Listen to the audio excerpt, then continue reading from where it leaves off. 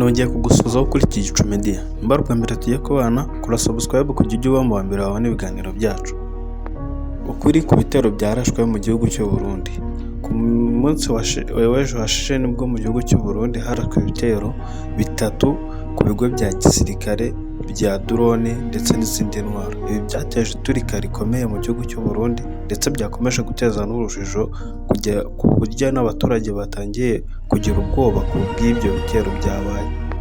Ibi kandi byakomeje guteza urujijo mu gihe perezida w'u Burundi we yavugaga yuko nta gitero kigeze kigabwa mu gihugu cy'u Burundi, ahubwo ibitero byabayeho cyangwa se iriya mpanuka yabaye mu gihugu cy'u Burundi bavuga isanganya. Iriya sanganya ryabayeho ari uko ari siriko yabaye cyangwa se guhura kw'insinga z'umuriro w'amashanyarazi bigatera uriya muriro wabonetse ndetse na rero aturika kuko harimo intwaro iyo zigezemo umuriro w'amashanyarazi haboneka guturika. Ibi byakomeje kuba nyuma y'aho abantu benshi bo mu Burundi bari kuvuga yuko ibyabaye bitabaye ku kigo kimwe ahubwo byabaye ku kigo kirenze kimwe mu gihugu cy'u Burundi.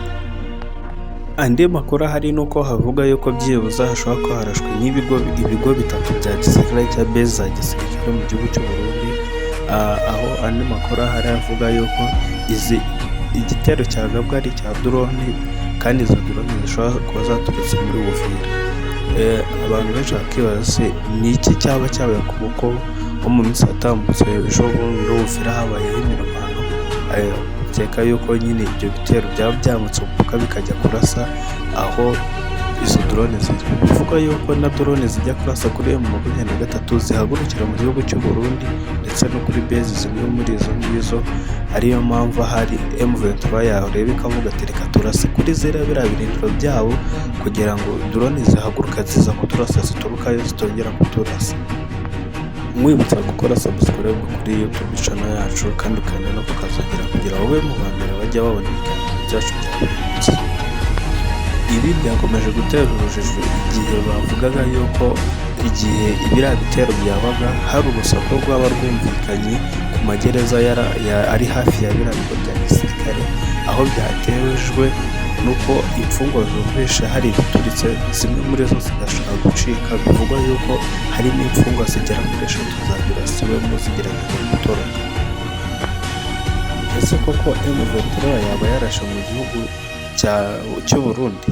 Icyo ni ikibazo abantu bari kubaza. Nyuma y'aho hari ibitero byumvikanye, hari ibigo bitatu byaturutse mu gihugu cy'u Burundi ndetse n'izo mfungwa zarashwe, abantu benshi batangiye kwibaza se yaba ari M23 itangiye kwihorera ku gihugu cy'u Burundi, dore ko kitigeze gihwema kugaragaza uruhande ruriho hagati y'intambara M23 irwanyemo iri guhanganamo n'igihugu cya Congo.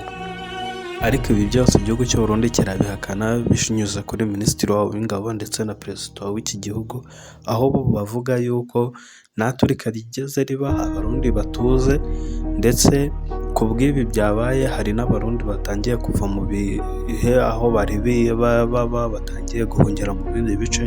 Gusa humvikanye ijwi rivuga yuko abarundi batuze baguma aho bari, nta gitero cyabaye ahubwo ni icyo cyabayeho kuba umuriro wakoze seriko ubundi hakabaho icyo kintu. So tugejeje kureba nimba hari icyaba nk'ihirika ry'ubutegetsi mu gihugu cya Burundi, kuko nabyo ari bimwe riravuga yuko hari umutwe utangiye umutwe uzwi nka Red Tabara ushaka gukora ubutegetsi ku ngoma.